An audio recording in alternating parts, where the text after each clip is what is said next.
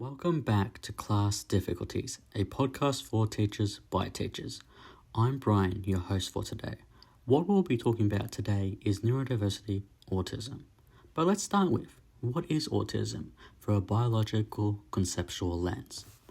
Autism Spectrum Australia describes autism as a neurodiversity that affects a person on how they interact with others, experience the environment around them, as well as how they think and feel.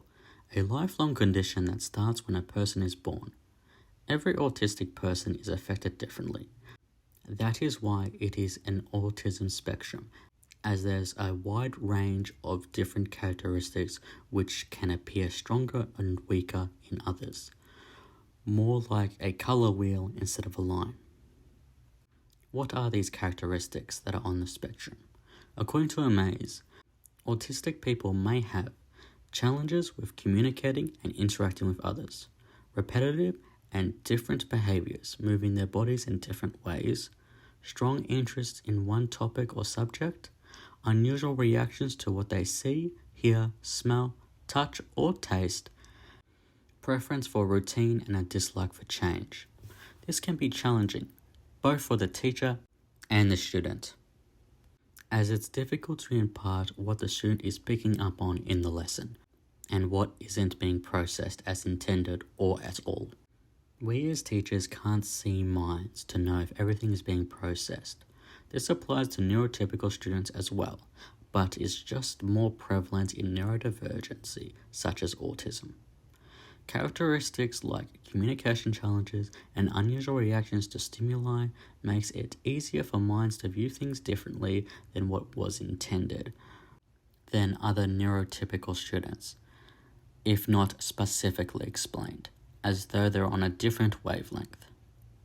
But what if we change our view and see the wavelengths they're operating on and try to match it? Would we find challenges reduced and engagement rise? The Educational New South Wales Government have evidence-based strategies that have been found effective within schools, such as adjustment to communication styles, providing effective feedback, working collaboratively, making activities inclusive, and giving lots of opportunities for practice. This lines up with Steph Reeds, an independent autism specialist teacher.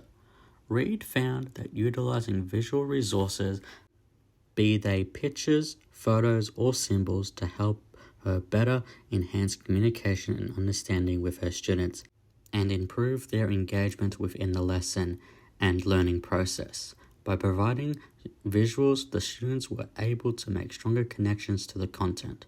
Reed talks about 3 different examples in her episode 4 podcast using these strategies to help students. The first one told us some visuals have to be specific, meaningful, and clear for the student to understand, such as drawing a stick figure weeing in the toilet to get the student to understand to stand when peeing.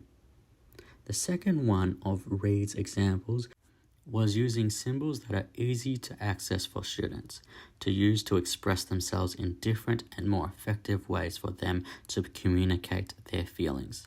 The paddle that shows I like, I don't like, to get the student to express themselves clearly and to be able to easily access it when needed.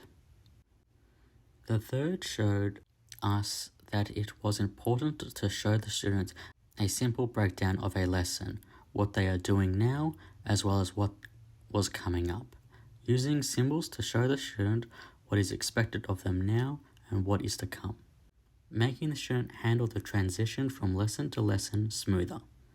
As Reed says, these are just some of the examples that highlight the importance of using these strategies, not just to benefit autistic students, but to benefit all students, as what we all want is for our students to have fun learning, not struggling to get through the day. You can find more resources from Steph Reed on Autism Spectrum's teachers, as well as other resources such as Autism Spectrum Australia or Aspect Australia, Amaze, and Reframing Autism are all places you can get more information and support. Again, I'm your host Brian, and I thank you for coming today. Class dismissed.